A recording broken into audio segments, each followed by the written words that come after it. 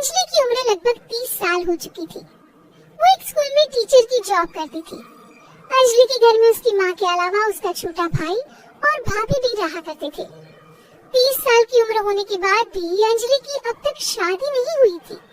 इस बात को लेकर अंजलि की माँ रुक्मिणी देवी काफी परेशान रहा करती थी। माँ, मैं स्कूल जा रही हूँ, जरा मेरा टिफिन तो दे दीजिए।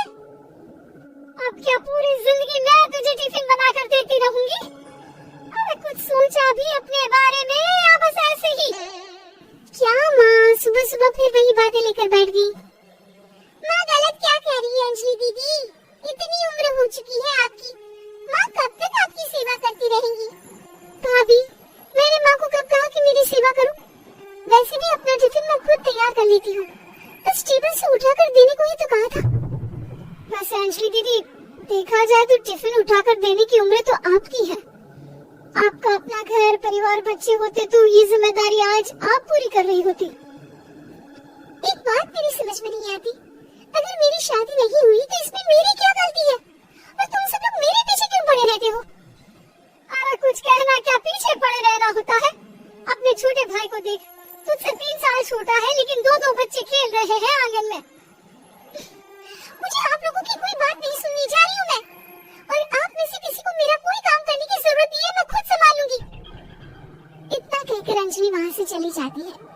शाम को जब अंजलि अपने स्कूल से लौटकर घर वापस आती है तो उसने देखा कि पड़ोस वाली निर्मला चाची वहाँ पर बैठी हुई थी। क्या बात है अंजलि बिटिया, नौकरी करके वापस आ गई? जी चाची जी, कैसी हैं आप? मैं तो ठीक हूँ बेटा, तुम बताओ शादी के बारे में कुछ सोचा या नहीं? अरे रहने दीजिए ना, इससे तो शादी की बात करना ही बेकार है। कुछ भी कहो तो गुस्सा करती है, बात बात पर आंखें दिखाती है। माँ, आप ऐसा क्यों कह रही है? मैंने कब आप पर गुस्सा किया? अरे अंजलि बेटा, तुम्हारी माँ ठीक ही तो कहती है, 30 की होने आई हो, अब तुम्हें भी शादी वादी कर लेनी चाहिए। चाची जी, आप तो ऐसे कह रही हैं जैसे शादी करने से मैंने मना किया हो। रहने दीजिए निर्मला चाची, हमारी अंजलि दीदी को अभी तक उनकी पसंद का दूल्हा नहीं मिला ना, इसलिए वो शादी नहीं कर रही। भाभी, ऐसी कोई बात नहीं है। अरे तो फिर क्या बात है? तुम्हारी माँ ने तुम्हारे लिए इतने रिश्ते ढूंढे लेकिन तुम्हें कोई पसंद ही नहीं आता। क्या है ना चाची जी, हमारी ननद रानी नौकरी जो करती है ऐसे ही थोड़ी ना किसी को पसंद कर लेंगी। अरे भाई, नौकरी का घमंड है तो बात अलग है, कोई और बात हो तो बताओ, कोई रास्ता निकाला जाए। नहीं नहीं चाची जी, कोई बात नहीं है, बस मुझे अभी तक अपनी पसंद का कोई मिला नहीं है। सुन लिया आपने, इस लड़की के तो पर निकल आए हैं और इतनी उम्र में अपनी पसंद का कोई मिलेगा भी नहीं इसे। माँ, आप मेरी शादी को लेकर हमेशा मुझे ताने क्यों मारती रहती है? अपनी माँ की बातें तो ताने लगती है। ताने हैं? बताओ, मैंने कुछ गलत कहा क्या? देखो, ये सब छोड़ो, मेरी दूर की बुआ का बेटा है, उसकी अभी शादी नहीं हुई है, उम्र होगी कोई 34-35 साल। आप कहें तो बात आगे बढ़ाओ।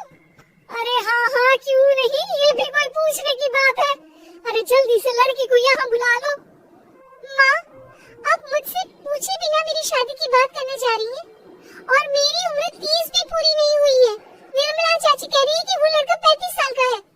अंजलि दीदी, आपको क्या लगता है इस उम्र में कोई फिल्म का हीरो आएगा आपके लिए?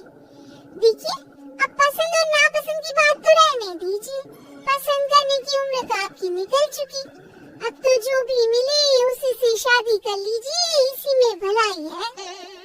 तेरी भाभी बिल्कुल ठीक कह रही है, अब जैसा रिश्ता मिले उसके लिए हाँ कर देना ताकि हम भी गंगा नहाए। ठीक है, चलिए मैं उस लड़की को कहती हूँ, वो कल ही अंजलि को देखने आ जाएगा। अगले दिन निर्मला चाची की दूर का रिश्तेदार अंजलि को देखने उसके घर आता है। उसका नाम था अजय। अंजलि जी, तो आप नौकरी करती हैं, वो भी स्कूल में? जी हाँ, मैं स्कूल में टीचर हूँ। हमारी बेटी बहुत होशियार है, अरे पढ़ने लिखने में इतनी होशियार है, इसीलिए तो इसकी नौकरी लगी है स्कूल में। हाँ हाँ ठीक है आंटी जी, जरा मुझे भी तो बात करने दीजिए आपकी बेटी से। जी पूछिए ना, क्या पूछना चाहते हैं? अंजलि मैडम, ये तो बताइए कि आपने अभी तक शादी क्यों नहीं की? बस ऐसे ही, कहीं कोई रिश्ता पसंद नहीं आया इसलिए। लेकिन क्या मैं आपसे पूछ सकती हूँ कि आपने शादी क्यों नहीं की? अंजलि, क्या कर रही हो तुम? लड़कियों को इस तरह की बातें नहीं शोभा देती। रहने दीजिए आंटी जी, आपकी बेटी काफी पढ़ी लिखी है, मैं उनके सवाल का जवाब दे ही देता हूँ। वो क्या है ना, मुझे भी अभी तक अपनी पसंद की कोई लड़की नहीं मिली। अच्छा, कोई बात नहीं। वैसे आपकी तनख्वाह कितनी है? कितना कमा लेती है महीने का? जी यही कोई 25,000 महीने। बस 25,000? इतने से क्या होता है?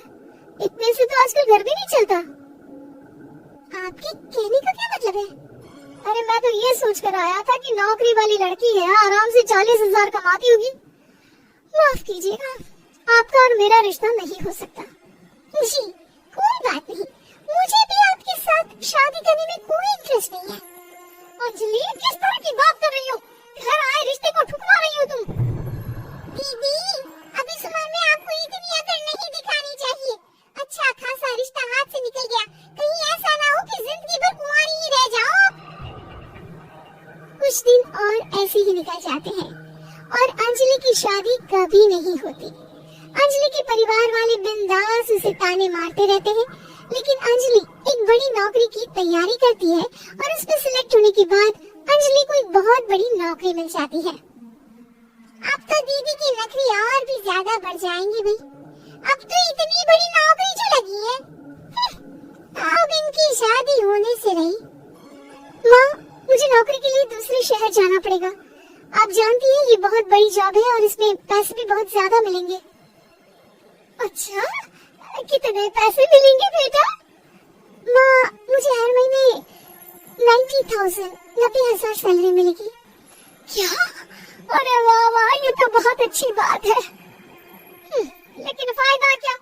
कितने भी पैसे मिले, शादी तो हुई नहीं ना तुम्हारी। अंजलि नौकरी करने के लिए दूसरे शहर में चली जाती है और जब कुछ महीनों के बाद वो वापस घर आती है तो उसे अपने पति के साथ देखकर उसके घर वाले हैरान रह जाते हैं। अरे अंजलि, तूने शादी कर ली और हमें बताया तक नहीं। और दामाद जी करते क्या है? इतनी बड़ी कार है उनकी। माँ, मैं आपको सब कुछ बताना चाहती थी, लेकिन आप सबकी ताने सुनकर बहुत दुखी हो गई थी और इसलिए मैंने अपनी पसंद से शादी कर ली। मेरे पति मेरे साथ ही ऑफिस में नौकरी करते हैं और बहुत बड़े अफसर हैं। और एक बात बताऊं माँ, आज मैं बहुत खुश हूँ।